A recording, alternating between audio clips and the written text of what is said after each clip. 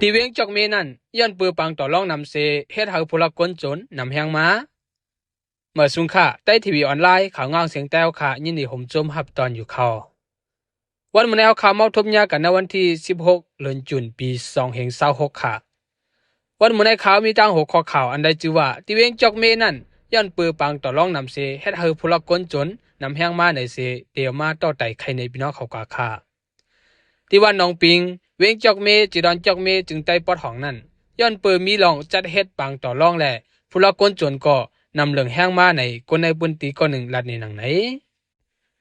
ปังต่อรองในและฮับควางตีซึกมันยึดเมืองแลตับซึกเจ้าเคอในปุนตีเขาไล่ปันเงินตีซึกเจืออันมาเอาห่มลมจะในเสจัดเฮ็ดกว่า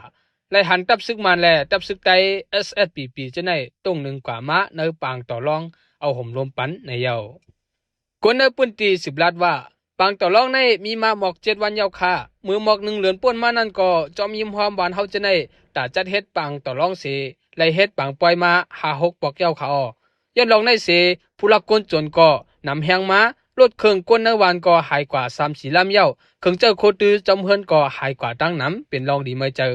แต่ก้นในวันน้องปิงเขาเต้เขาวันไหนวันน้องปิงในอยู่ไว้เนอเซียนตั้งหลงเมืองหุมตุ้มในเกกลางลาเซียวเวียงเหลือไว้แลตับซึกมันเขายังอ่านใครไรขึ้นอองตีอันเขาได้ซุ่มกว่าเช่นนั้นแหละมังปอกเขาปล่อยหมักอ่อนหมักลงตุ้มเตือปลาโคของเฮินเยวัดว่าลู่ซุ่มกว่าตั้งน้ำก้นในวันได้สังขารละหันก็ไล่ลู่หลอนกว่าอ่ำย่ำ10 ก็เย่าในไล่หูมาหนังไหนลองในคาเฮภูมิปุนพรเขาเกดีดปัญหาตั้งหยับก้นในเมืองปื้นตีว่าน้องปิงเขากว่าไว้ในเคยย้อนตึกซนหนังในอยู่ค่ะ